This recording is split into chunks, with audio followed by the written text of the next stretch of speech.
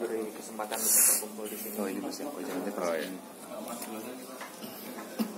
Dalam agenda rutin kita 2 minggu sekali ya, pengajian bapak-bapak. Dan insya Allah kali ini pematerinya istimewa, materi Pak Ustadz Brahma yang akan berbicara tentang hukum Islam dilihat dari perspektif hukum positif di Indonesia. Begitu ya kalau nggak salah ya, kurang lebih lah. Ya. Topik pesanannya. Ya mungkin ini juga nanti bisa dihubungkan dengan diskusi yang lebih hangat, mungkin 10-15 menit untuk menyampaikan paparan. Dilanjutkan di warung juga kan? Oh ya, nanti bisa dilanjutkan di warung. Silakan diskusinya dilanjutkan sambil ini. Enggak, Mas Rahmat. Baik, assalamualaikum warahmatullahi wabarakatuh. Waalaikumsalam. Sebelumnya saya ucapkan banyak terima kasih atas mimbarnya Ustaz Farid. Ya, sudah bertahun-tahun tidak ada yang berani melepaskan mimbar ini ke saya. Gitu. Hanya Ustaz Farid yang berani mengambil resiko gitu ya. Maaf, hari ini saya mungkin cuma kepingin berdiskusi, jadi bukan pengajian atau apa, karena tidak satu ayat dan satu hadis pun yang saya coba sampaikan hari ini karena bukan kompetensi saya. Jadi mohon izin saya ngobrol apa yang saya tahu saja. Jadi sempat ngobrol dengan Mas Farid kemarin bahwa hari ini saya akan ngomong sedikit banyak atau berdiskusi terkait dengan hukum Islam di Indonesia.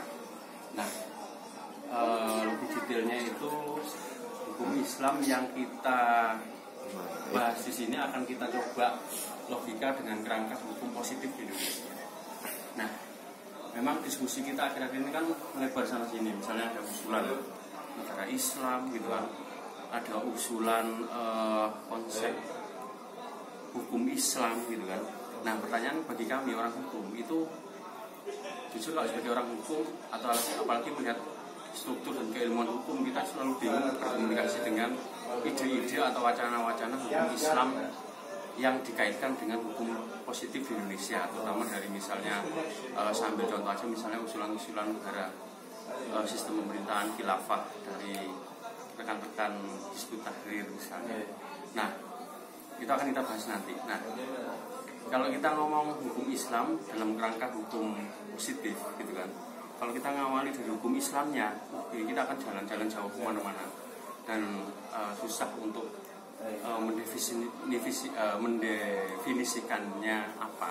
Nah, ini saya balik, saya kepingin ngomong frame-nya saja, jangan hubungan dengan sepeda kalau frame ini ya.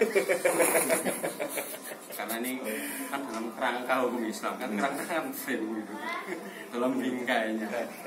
Nah, kita ngomong bingkainya dulu gitu kan. Jadi kalau pertanyaan ini kita awali dari hukum Islam. Ini dari sisi mana hukum Islamnya? Kan ada hukum Islam, hukum itu kan misalnya hukum Islam terkait dengan hukum pidana atau hukum perdatanya atau hukum administrasi negaranya, bahkan hukum tata negaranya itu ada. Atau di sisi lain kita ngomong hukum terkait misalnya hukum halal haram misalnya kan, mubah atau makruh. Nah, ini hukum juga. Makanya saya lari aja ke bingkainya dulu. Saya mbak kerpean lebih dari mas kerpean. Nah, ini sekali lagi kita ngomong hukum positif. Kita sepakati bahwa kadang kita juga masih belum mufakat hukum positif itu seperti apa gitu kan. Hukum kok positif, apakah ada hukum negatif? Selalu dihubungkan negatif, ternyata tidak ada. Jadi tidak pernah ada hukum negatif, karena hukum positif itu istilahnya dari positif reh. Positif reh itu adalah hukum yang sudah diakui oleh negara. Nah, diakui negara itu bagaimana? Kembali lagi teorinya panjang. Tapi kalau di Indonesia, hukum positif itu adalah hukum yang diberlakukan oleh negara untuk mengatur negara. Ya. Misalnya untuk mengatur pemerintahannya, untuk mengatur rakyatnya, untuk mengatur semua detail-detailnya adalah hukum positif. Nah, baru bisa dikatakan positif sebuah hukum itu ketika dia itu diberlakukan. Nah, bagaimana? Ini belum selesai jawabannya juga. Diberlakukan bagaimana? Nah, kalau kita ngomong secara luas, hukum positif itu adalah semua hukum yang kita kenal di Indonesia, termasuk hukum parkir, termasuk perda, termasuk semua yang ada printingnya dari pemerintah itu hukum gitu kan. Tetapi kalau arti detailnya, kalau kita ngomong hukum positif, itu adalah hukum yang sifatnya itu undang-undang, sifatnya undang-undang. Jadi ini saya ngomong sedikit teoritis gitu ya. Sifatnya undang-undang bagaimana? Apakah undang-undang itu bersikap undang-undang? Tentu saja. Tetapi apakah peraturan pemerintah itu undang-undang gitu kan? Apakah perda itu undang-undang? Apakah peraturan desa itu undang-undang?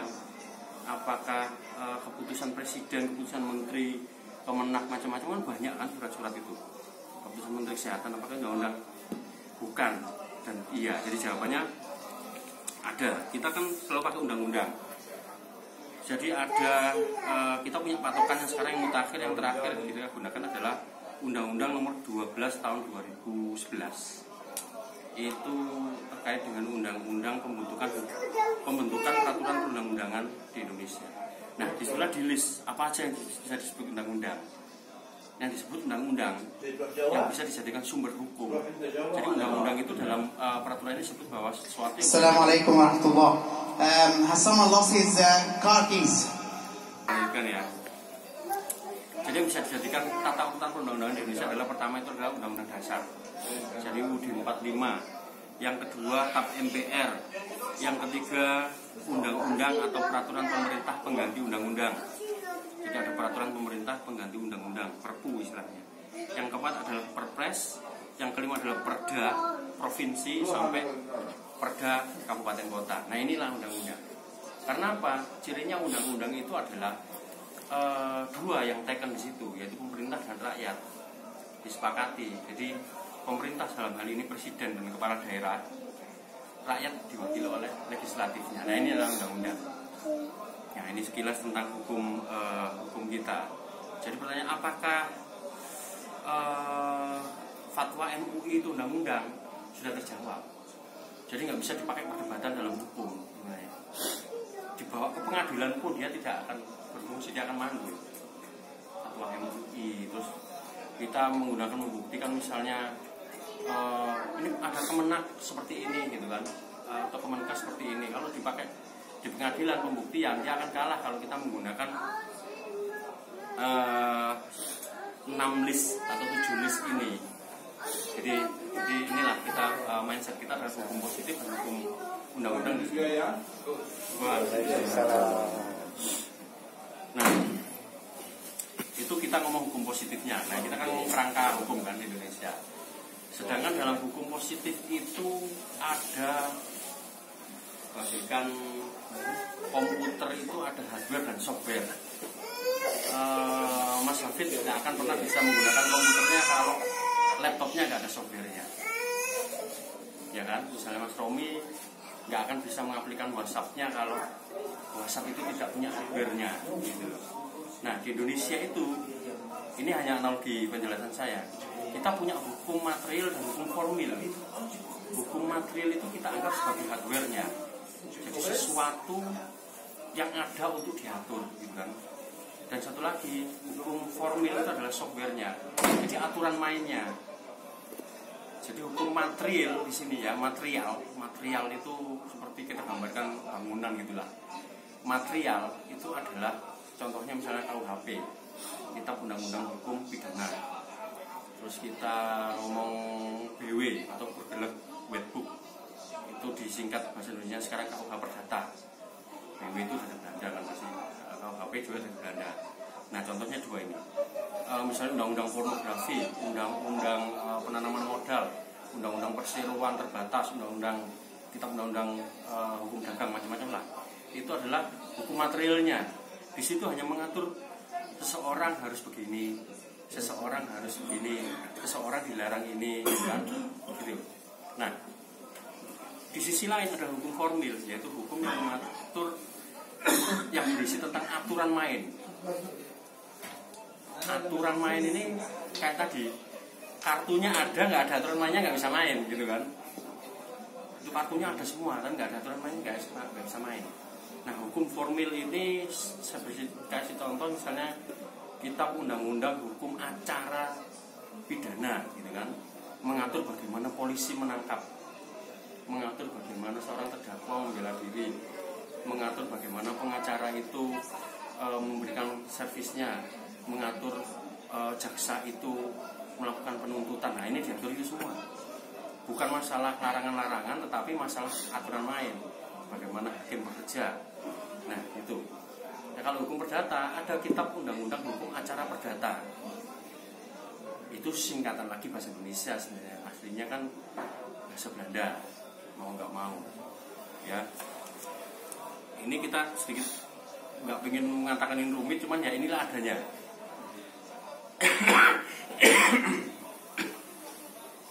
Jadi sebagian besar hukum acara kita atau hukum-hukum kita yang kuat-kuat itu memang masih warisan dari Belanda, dan Belanda pun juga sudah ratusan tahun umurnya gitu kan hukumnya. Jadi misalnya KUHAP ya, kitab hukum acara pidana itu masterpiece kita. Pada tahun 81 kita sudah berhasil membuat undang-undang itu.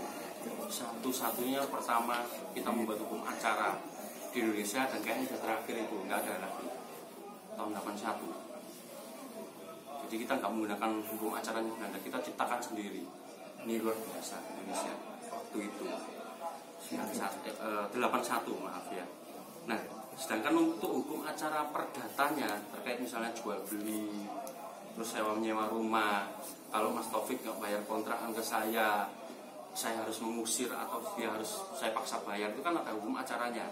Nah hukum acara ini masih milik Belanda, yaitu HIR sama RGB. Yaitu HIR ini Hersin Inland Reglement. Ini Stadblad tahun 1848. Jadi Stadblad itu itu negara, state, blad itu lembaran. Masih ingat ngeblad ini kalau gambar ini lembaran ditumpuk gini. Nah Stadblad. Stadblad tahun 1848, bayangkan 150 tahun yang lalu lebih masih kita gunakan. Terus usang, tapi kita nggak bisa buat sendiri sampai sekarang. Ini uniknya. Dan satu lagi ada Reglement für the Buitenwegen, itu khusus untuk orang di luar Jawa dan Madura. Hukum acaranya tadi untuk perdata tadi. Perdata kita punya 2 hukum acara. Nah ini 1927 Stadbladnya, undang-undangnya tahun 1927. Ini lucunya di Indonesia. Nah itu kita ngomong tadi ada hukum formil, ada hukum material ya. Setelah itu ada hukum positif sama hukum mungkin negatif tadi ya. Nggak ada hukum negatif, hukum positif.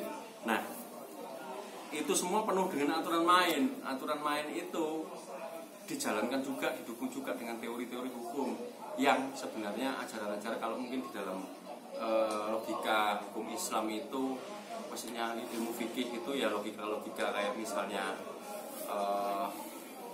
penemuan hukum, misalnya ijtihad, macam-macam gitulah, itu banyak. Dan cara menggunakan hukum ketika bertabrakan bagaimana, karena kan hukum ini banyak bisa bertabrakan kan.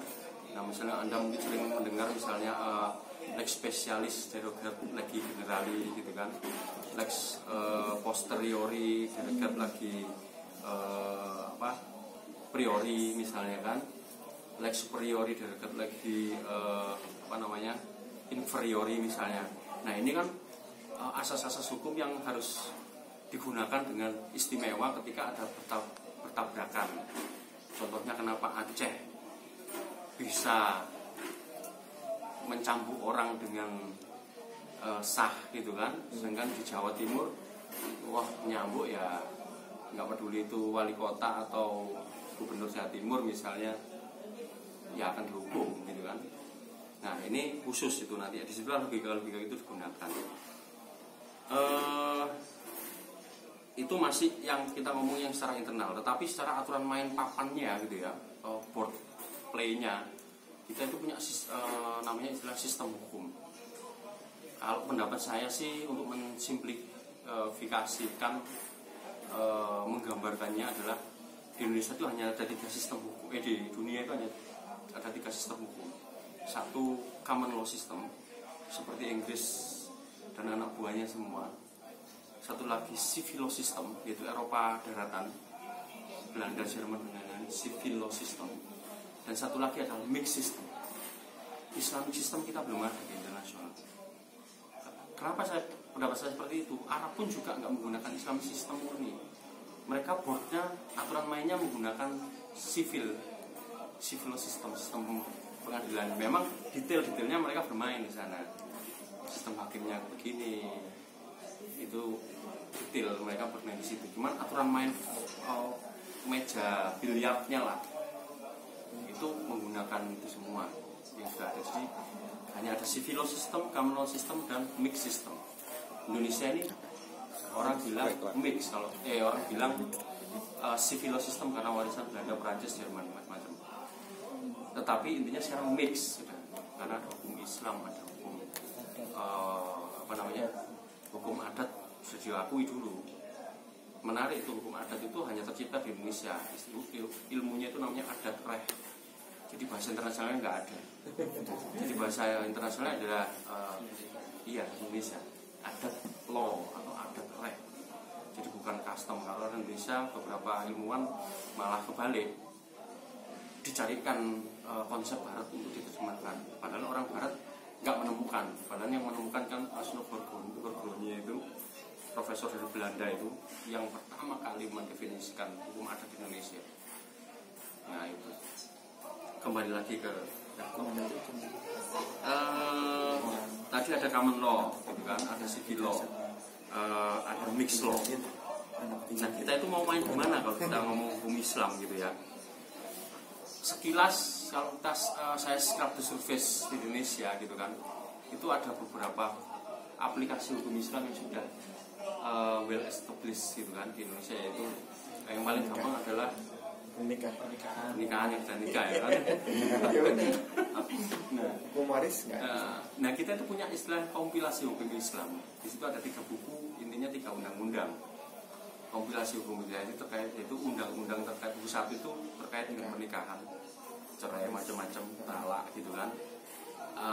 Satu lagi terkait dengan hukum waris, yang buku kedua, dan yang ketiga adalah hukum wakaf. Jadi pernikahan sendiri sekitar 170 pasal, kalau hukum warisnya sekitar 44 pasal, hukum wakafnya sekitar 14 pasal. Nah ini yang digabungkan kompilasi hukum Islam. Apalagi banyak, kayak misalnya hukum perbankan Islam sudah mulai ada hukum perbankan Islam. Nah, apakah menggunakan sistem Islam? Enggak ada kita gitu. Filosofisnya memang Islam, tapi kerangka hukumnya kita menggunakan civil law. Kerangka hukumnya itu civil law, aturan mainnya civil law. Di kartunya aja yang Islam gitu mas ya. Semangat dan filosofisnya Islam memang. Nah ini yang bisa kita lakukan. Frame-nya tetap frame-nya civil law gitu loh. Rangkanya itu civil law, cuman karakternya Islam gitu loh. Contohnya apa? Karena misalnya si X mau bercerai, agama apa? Islam, oke. We made a choice law. Kamu mau mundurkan diri kemana? Otomatis kalau dia nggak jawab, dia akan masuk ke hukum Islam. Tapi enggak, aku mau hukum perdata. Dia nggak, dia akan melakukan gugatan ke pengadilan negeri. Tapi kalau aku hukum Islam, dia melakukan gugatan ke tapi jarang dilakukan masuk ke pengadilan negeri. Pasti rata-rata ke pengadilan agama kalau memang Islam. Nah kalau untuk orang non Islam langsung dia masuk ke pengadilan negeri. Makanya Indonesia punya satu pengadilan khusus, masterpiece kita, pengadilan agama. Di negara lain ini istimewanya. Itu hukum Islam. Nah, jadi banyak masuk hukum-hukum terkait dengan, terutama yang berkembang hukum syariah ya. Kalau pidana masih kita belum berani ke arah sana karena susah. Idenya bagus, misalnya hukum potong tangan, idenya mungkin bagus, cuman kita belum sampai. Ilmuwan Islam modern itu belum belum banyak melakukan penemuan logika aplikatif yang bisa sinkron meyakinkan konsep HAM bahwa memotong tangan itu it's okay gitu loh. Karena konsep sekarang yang sedang ngetren atau yang sedang diamini oleh orang barat adalah hukum itu adalah sebuah paksaan kepada masyarakat yang direstui oleh masyarakat gitu loh. Hukum itu restuinya bagaimana? Dengan undang-undang. DPR setuju, pemerintah ingin maksa, itu kan. Nah sedangkan kalau paksaan, contohnya penangkapan hukum acara ya, penangkapan kalau ada tersangka tangkap itu kan paksaan, sebuah paksaan, ditahan itu paksaan, mengurangi hak asasi manusia kan, tetapi resmi ada undang-undangnya. Nah, paksaan-paksaan berupa hukuman gantung sekarang kan sudah mulai dihilangkan, karena tadi idenya itu terlalu, kalau orang Barat bilang itu terlalu barbar, mereka barbar hukumnya, terlalu barbar, motong tangan juga terlalu zaman dulu gitu loh. Nggak ada kah solusi lainnya? Ini yang diskusinya di situ, kita nggak jauh ke sana juga hari ini. Nah, hal-hal seperti itu yang kita pahami. Nah, sekarang kita mencoba menyentuh satu provinsi yaitu Aceh gitu kan. Aceh ini kan unik karena dia daerah istimewa seperti Jogja. Ya, nah, Aceh ini unik. Di Aceh ini berkembang sebuah hukum Islam aplikatif. Jadi benar-benar ada law enforcement-nya, ada hukum acaranya yang berkembang di taraf provinsi dan dikritisi oleh internasional, termasuk BBC itu rutin dia senangannya membuat berita-berita terkait dengan Aceh gitu kan, terkait dengan penerapan hukumnya. Nah, Aceh ini sebenarnya dulu punya ada kerangka. Jadi di daerah istimewa Aceh itu ada Undang-Undang Nomor 18 tahun 2001, itu adalah payung hukumnya tentang otonomi khusus provinsi daerah istimewa Aceh waktu itu. Tapi itu sudah diganti dengan undang yang baru, Undang-Undang Nomor 11 tahun 2006 tentang pemerintahan Aceh. Jadi Aceh itu boleh melakukan sistem pemerintahan khusus, bahkan sistem pengadilan khusus terkait dengan tindak pidana ringan. Kenapa tidak pidana ringan? Karena dia harus diatur di perda. Aceh nggak bisa membuat undang-undang. Aceh hanya bisa membuat perda yang pangkatnya selevel dengan undang-undang untuk rakyatnya sendiri. Tidak boleh Medan, nggak bisa diterapkan di Medan atau di sekitarnya, nggak boleh. Hanya di dalam provinsi itu sendiri. Nah, perda itu terkait dengan pelanggaran ringan, tindak dipiring, gitu kan, dia boleh ngatur. Dan itu dikonvert dengan hukuman yang mencambuk seperti itu. Nah, itu boleh, walaupun itu banyak mengundang kontroversi. Sampai sekarang contohnya kalau mau diskusinya hukum cambuk di Indonesia, terutama di Aceh itu kalau diuji material kan gitu kan, uji material ke Mahkamah Konstitusi gitu kan, kalau masyarakat Aceh menggugatnya gitu kan, itu bisa gitu kan. Karena apa? Kalau ada dua pendapat bahwa hukuman cambuk di Aceh itu nggak bisa, salah cara ngatur logika hukumnya, nggak boleh seharusnya. Yang ngomong bahwa itu bertentangan dengan hukum di atasnya, misalnya kan, itu apa sih, hukum apa sih itu? Apakah hukum pidana? Iyalah, pemidanaan, konsepnya kan konsep pemidanaan itu denda yang harusnya denda, tetapi malah dikembalikan ke zaman dulu, ke pemidanaan, hukuman badan. Sedangkan di konteks negara maju sekarang, hukum-hukum maju, hukuman badan malah dikurangi, tapi dibalas dengan denda-denda. Denda itu tidak kalah menyakitkan sebenarnya dengan hukuman badan. Ya, ada yang teringat denda kemarin lewat di London berapa?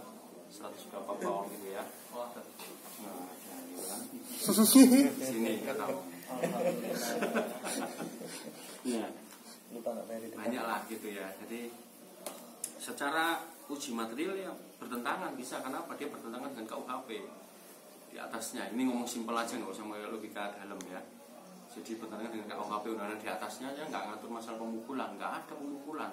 Interogasi mukul aja bisa diperadilankan kan, bisa dibalik dituntut ulang penyidiknya atau jaksanya misalnya kan. Nah, ada pendapat lain yang ngomong boleh karena dia daerah khusus dan daerah itu boleh mengatur sebuah pengaturan terkait di bawah perda dengan perda untuk masyarakatnya. Nah, tapi kan itu pidana, bukan, itu bukan pidana, itu administratif penal law gitu kan. Jadi hukuman administrasi yang dipenalkan gitu kan. Wah, ya semacam-macam lah itu logika-logika. Tapi intinya sampai sekarang masih berlaku walaupun beberapa ada gugatan uji material perdanya. Nah, kembali lagi ke yang pernah saya sebut tadi depan bahwa terkait dengan usulan negara khilafah terutama dari taksir itu kalau menurut saya sendiri sih itu terlalu wacana, masih jauh dari yang sekilas kita ceritakan tadi. How-nya itu belum tersentuh sama sekali, hanya what saja. Nah kalau what-nya selesai nggak terjawab, terus so what gitu loh. Kita butuh how gitu kan. Setelah what selesai itu kita how, baru pertanyaan lainnya banyak yang. Nah contoh-contohnya gitu. Jadi misalnya kita baca beberapa artikel atau beberapa usulan bahkan di web resminya juga, itu hanya menyentuh permukaan saja. Memang menarik, tapi memang idenya banyak dari Arab Saudi. Tapi tidak menyebut bahwa Arab Saudi itu seperti yang kita bicarakan tadi, menggunakan frame dan yang civil gitu kan. Civilization, civil law. Jadi kalau civil law itu sekilas semua itu harus ada undang-undangnya. Nah, undang-undang itu tercipta dengan logika seperti tadi. Nah setelah itu dijalankan dengan logika-logika yang serumpun. Kalau logikanya dicampur-campur agak susah. Misalnya oke lah kita undang-undangnya pakai civil law, tapi pelaksananya pakai common law kayak di Inggris ini, nanti susah. Apalagi dengan konsep-konsep pengadilan Islam gitu, yang hanya cerita, kita melihat dari hadis-hadis ya kan, yang masih terlalu filosofis dan teoritis, belum bisa dipraktikkan.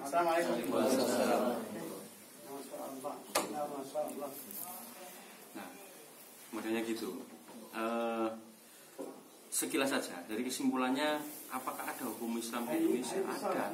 Secara konsep ada, semua ada. Jadi kayak saya bilang tadi, hukum terkait dengan pernikahan, wakaf, hibah, terus waris, hukum perbankan Islam, hukum transaksi Islam, semua sudah mulai ada semua gitu kan. Nah, tapi tetap dalam kerangka hukum civil law yang mix tadi. Jadi kita dominan civil law tapi intinya mix gitu kan. Karena kita juga mengakomodir beberapa sistem dari Amerika yang dalam hal ini itu adalah common law. Nah, kalau kita sebagai Muslim ya di Indonesia mungkin kepingin memasukkan unsur-unsur itu lebih banyak lagi, ya kita masuknya melalui hal-hal yang bukan merubah sistem. Kalau saya agak pesimis ya kalau merubah sistem, tetapi kita memasukkan value-nya. Jadi misalnya pemikiran-pemikiran atau riset terkait misalnya hukuman potong tangan, sekarang itu kan kita bisa dikiaskan atau apa mungkin ya. Itu menjadi misalnya kalau pelakunya adalah perusahaan ini harus potong tangannya sebelah mana gitu kan, dipotong penghasilannya atau dipotong ininya gitu kan, mudah-mudahan gitu. Karena apa, zaman mungkin kalau saya jarang mendengar dulu hukuman untuk perusahaan, bukan zaman Rasul dan sahabat-sahabat Rasul gitu kan. Hukum banyak kejahatan terbesar dilakukan perusahaan. Kejahatan manusia itu hanya ringan-ringan lah. Kejahatan bersatu itu pertama ada kejahatan negara yang juga kejahatan besar. Jadi korbannya istilahnya itu katastrofik gitu kan. Iya, itu kehancuran itu parah gitu kan. Nah, jadi kita hanya bisa pertama nyicil itu dari berjuang lewat ini ya, ide-ide hukum materialnya, pengaturan apa aja yang perlu kita atur gitu loh. Nah, kita nggak usah muluk-muluk, oh kita ganti menjadi hukum Islam murni. Iya, khilafah. Karena apa? Khilafah itu bentuknya bagaimanapun nggak punya kita. Aturan mainnya, softwarenya sama hardwarenya tadi loh. Mungkin hardware kita bisa setup gitu ya. Softwarenya ini butuh ratusan bahkan ribuan tahun ini orang Eropa membuat aturan main. Ya kita jujur, kita ngakui orang Eropa lah membuat hukum. Ini aturan mainnya, hakim, cara memberkas, cara pembuktian gitu kan. Bagaimana membedakan ini adalah misalnya Mas Adi saya pukul, terus saya bawa pisau gitu kan, terus Mas Adi membalas gitu kan, merebut pisau saya, terus dipakai nusuk saya gitu kan, tapi nusuknya 1, 2, 3, 4, 5, 6, 7, 8, 9, 10 udah pergi.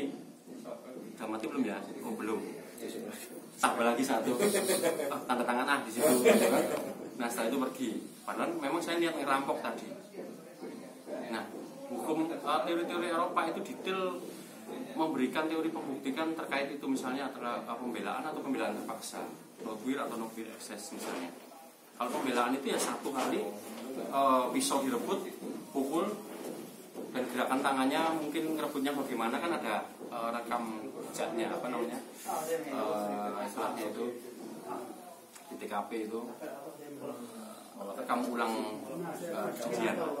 Rekam ulang kejadian. Misalnya satu kali gini, setelah itu penyerangnya lemah, dia lari, bukan terus-terusan gini. Nah itu sudah berlebihan, sudah ada unsur niat yang keluar untuk melukai penyerangnya gitu loh. Nah ini sudah diatur sampai selembut itu. Mereka melakukan logika itu. Kamu sudah melakukan kejahatan ini, kamu tadi diserang, tetapi niat kecil dalam hatimu sudah mulai membalas, dan membalasmu pun sudah berlebihan. Jadi bukan cuma pembelaan, tapi sudah membalas berlebihan. Nah, ini dihukum dia malah. Jadi banyak korban yang menjadi tersangka. Banyak. Nah, kita hukum Islam ada itu cara menghitung niat itu ada sebenarnya, cuma tidak teraplikasikan dalam sebuah tataran kertas hitam di atas putih untuk pengadilan gitu loh. Nah ini apakah kita bisa merubah? Pertanyaannya adalah apakah kita bisa merubah Indonesia menjadi negara yang berhukum Islam gitu kan? Saya optimis bisa, cuma berevolusi, bukan revolusi gitu kan. Kalau revolusi pun nggak akan pernah bisa, karena apa, negara kita ngerebut dari Belanda aja nggak bisa nata sendiri. Pada waktu itu kita sepakat gitu kan, nggak bisa nata sendiri. Kalau kita mau nata sendiri pasti terjadi kekosongan hukum, butuh lama, chaos masyarakat kalau punya kosong. Nah mungkin sekilas itu saja prolognya. Mungkin kalau ada diskusi atau tambahan ayat-ayat atau hadis gitu ya, akan lebih menarik dari Pak Munajat, Pak Sandi, Ustaz Farid, Pak Nawawi semua. Gitu. Terima kasih. Ya, terima kasih Mas Rahmat, penjelasannya menarik. Seperti biasa, kalau saya boleh jujur, saya awal-awal di sini tuh sangat awam terkait hukum di Indonesia, tapi sejak bergaul dengan beliau makin tahu lah bedanya ketika kita bisa masuk ke undang-undang sampai dalam jajaran teknis seperti yang tadi dijelaskan oleh beliau. Enggak, tanpa berpanjang lebar, silahkan kalau masih mau ada komentar, tambahan atau pertanyaan. Pak Nawawi. Pak Nawawi. Ya menarik Pak Brahma, saya jadi tahu landasan hukum kita itu Commonwealth tadi ya. Civil law. Ya, civil law tadi. Karena belakangan ini kan ada wacana untuk merevisi undang-undang pernikahan yang memasukkan aspek HAM kalau nggak salah itu. Jadi pernikahan beda agama kan sampai sekarang tidak diakui kan. Nah ini sekarang ada wacana-wacana untuk merevisi itu. Artinya itu kan berdasarkan hukum sipil itu dimungkinkan gitu ya. Nah ini suatu hal yang menurut kita perlu menjadi perhatian kita gitu kan, karena impactnya saya pikir sangat serius sekali gitu. Tapi yang saya ingin tanya, apakah aspek HAM itu bisa menjadi pertimbangan dalam merubah sebuah aturan-aturan yang sangat sensitif itu gitu, Pak Brahma? Bisa. Iya. Langsung saya jawab. Iya. Memang menarik pertanyaan Pak Nawawi ini, memang terkait dengan isu hangat sekarang kan, undang-undang pernikahan.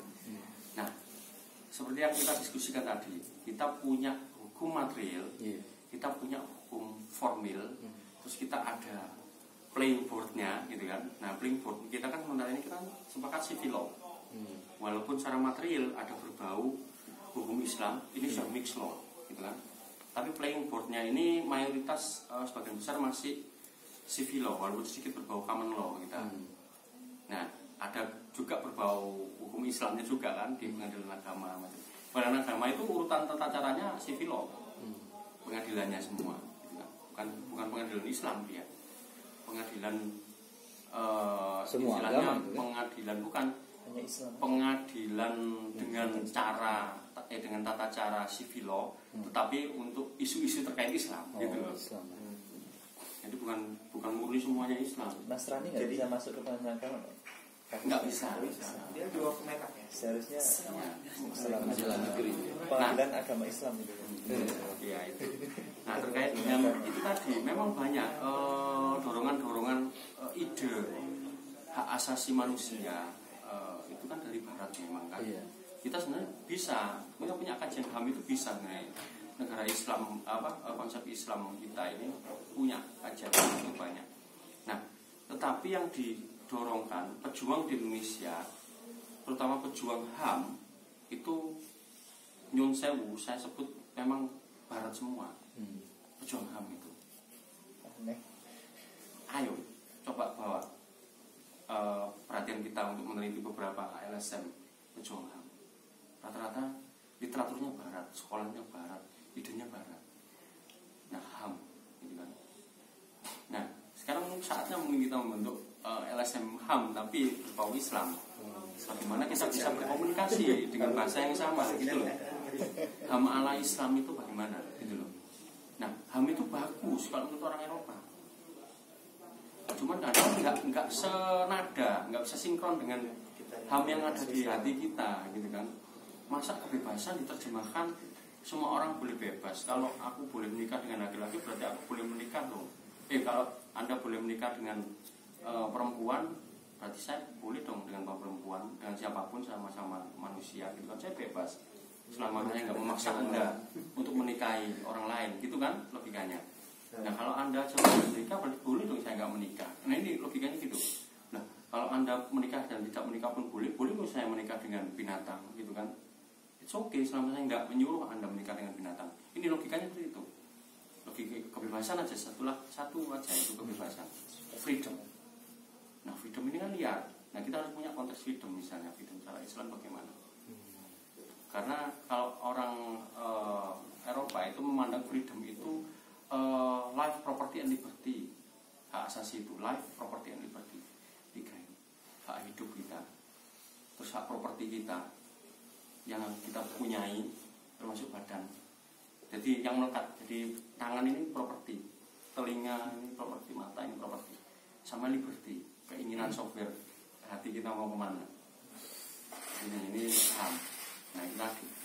Nah, pertanyaannya apakah sivilo? Ya, itu nggak ada urusannya dengan sivilo sebenarnya. Hanya urusannya dengan idenya. Gitu loh. Nah, kalau undang-undang perkawinan sebenarnya nggak akan pernah bisa dirubah, nggak akan pernah bisa ditiupkan lah itu isu. Sudah 2. Kenapa tuh punya 2 pertanyaan ya? Tapi mungkin jawabnya agak cepat. Jadi pertama kenapa kok tadi di dalam hukum kompilasi Islam ada nggak sejarahnya kenapa kok pada akhirnya dia hanya berkutat pada 3 hal itu, pernikahan, zakat, dan wakaf. Padahal kan tahu ya di dalam hukum Islam itu banyak ada pidana, perdata itu juga diatur, bahkan hukum pemerintah juga tadi seperti Mas Romi diatur. Cuma mengapa sampai saat ini Indonesia itu cuma ada 3 ini di hukum Islam. Terus yang kedua, kalau boleh sedikit menyimpulkan bahwa kalau misalnya kita sepakat bahwa nilai-nilai Islam harus semakin banyak membudaya di masyarakat Indonesia dan salah satunya melalui hukum, berarti salah satu cara paling efektif untuk mempengaruhi itu adalah dengan umat Islam ini berjuang melalui politik. Iya. Dalam artian tadi seperti Mas Rawi bilang, ketika kita ingin memasukkan hukum material, hanya ada 2 pintu kan, satu pintu melalui pemerintahan, satu pintu melalui DPR, dan dua-duanya hanya bisa dimasukkan melalui politik. Dan salah satunya juga adalah turunannya lagi berarti adalah melalui partai politik. Iya. Nah, berarti memang saya ingin menegaskan sih bahwa apakah Mas Brahma setuju atau tidak, atau bagaimana komentarnya bahwa memang partai-partai politik, terutama partai politik Islam ini harus diperkuat juga begitu. Dalam artian ketika kita memang tujuannya adalah tadi semakin memperkenalkan nilai-nilai Islam yang kita nilai luhur ini kepada masyarakat banyak. Gitu. Itu aja sih. Ini satu pertanyaan, satu mencoba menyimpulkan ya bahwa pada akhirnya kalau tadi Brahma mengkritisi Hizbut Tahrir, ya saya juga sedikit mengkritisi, tapi sedikit bilang bahwa berarti ketika Hizbut Tahrir sebenarnya ingin menegakkan khilafah, salah satu cara paling formalnya adalah dengan berupaya berupaya dalam hal politik yang dalam ini partai politik Islam begitu ya. Ya mungkin itu sih. Mungkin juga juga terkait dengan adanya misalnya slogan-slogan seperti ini Mas. Islam yes tapi partai politik Islam no, itu kan banyak ya dikenal di kita ya.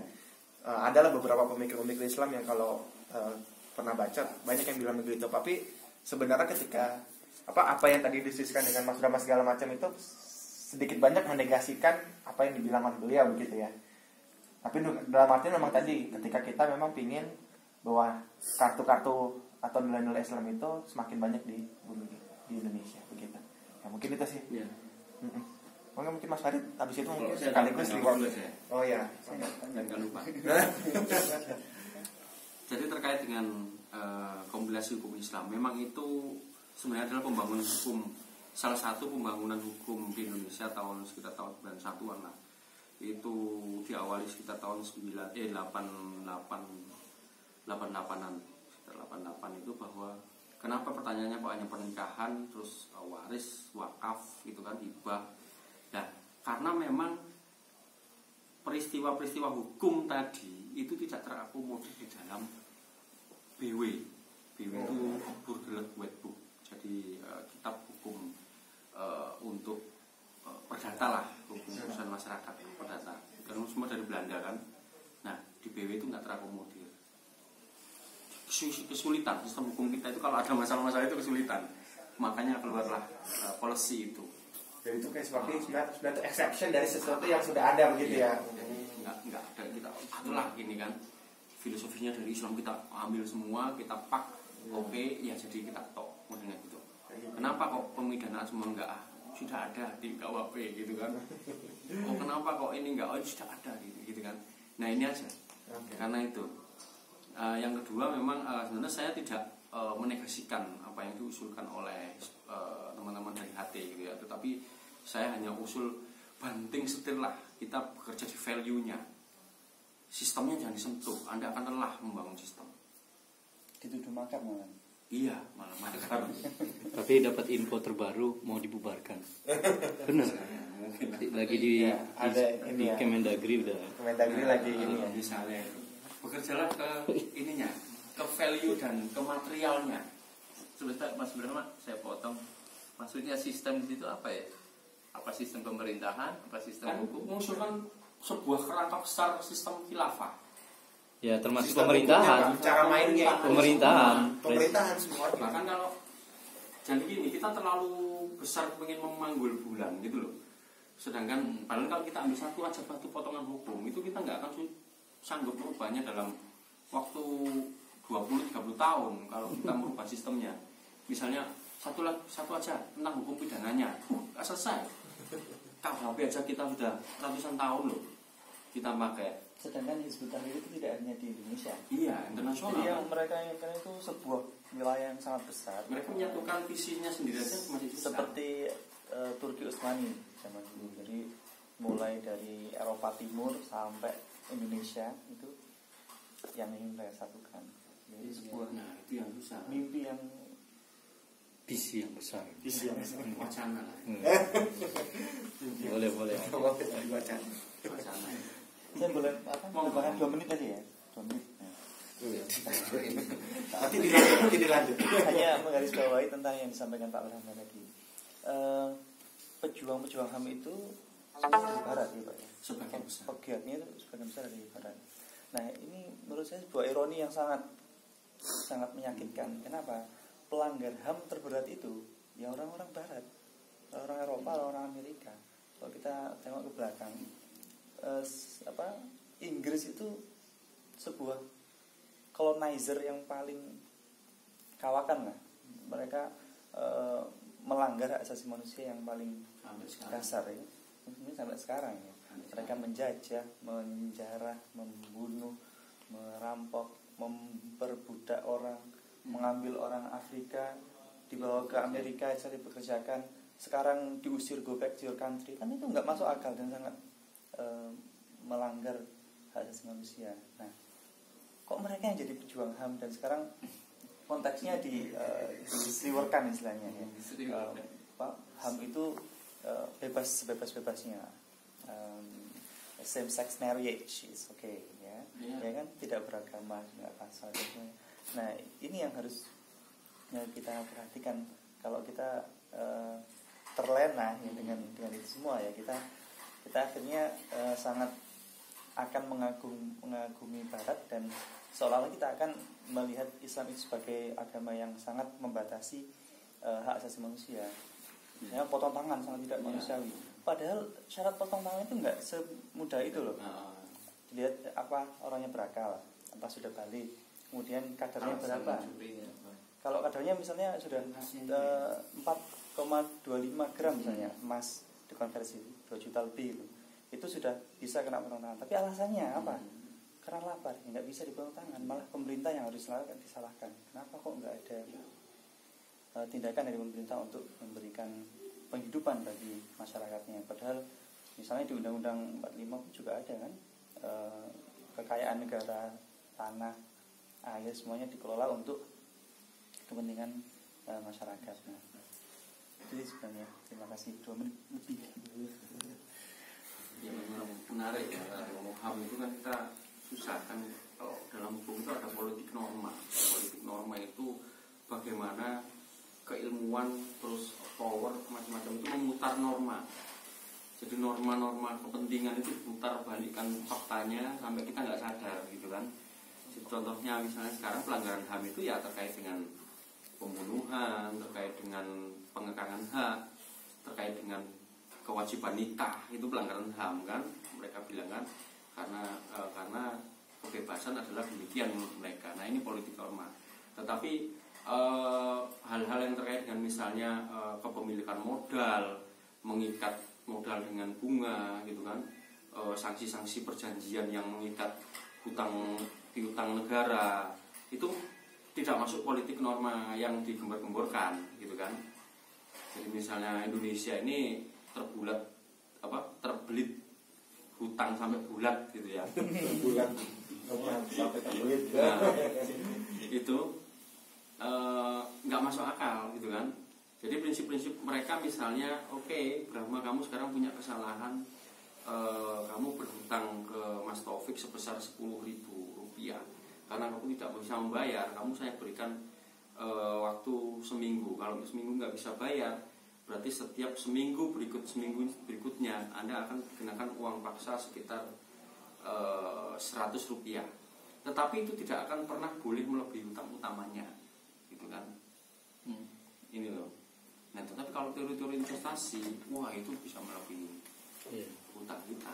Nah, itu tidak dikategorikan melanggar HAM atau apa, padahal itu membulat habis sampai terbelit. Kayak bunga kumulatif di depan itu kan. Nah, itu ini hal-hal yang kayak gitulah. Terus bayar bunga di depan masalah dulu, Pak. ratifikasi kesepakatan internasional gitu kan, banyak perjanjian internasional itu yang merugikan 2%. terus masalah konsorsium apapun. Nah itu nggak dibahas dalam teori norma internasional. PBB nggak bahas Sistem Kerja di nah, bank PBB itu hanya membuat aturan main yang menjaga kepentingan negara besar. Ya itulah lebih. Ya mungkin itu kurang lebih kita ngomong juga tidak terasa ya, hampir 1 jam. Mungkin pengajian paling lama. Dongeng. Ya kita cukupkan sama-sama dengan hamdalah. Alhamdulillah. Majelis juga dan penutup majelis. Assalamualaikum warahmatullahi wabarakatuh.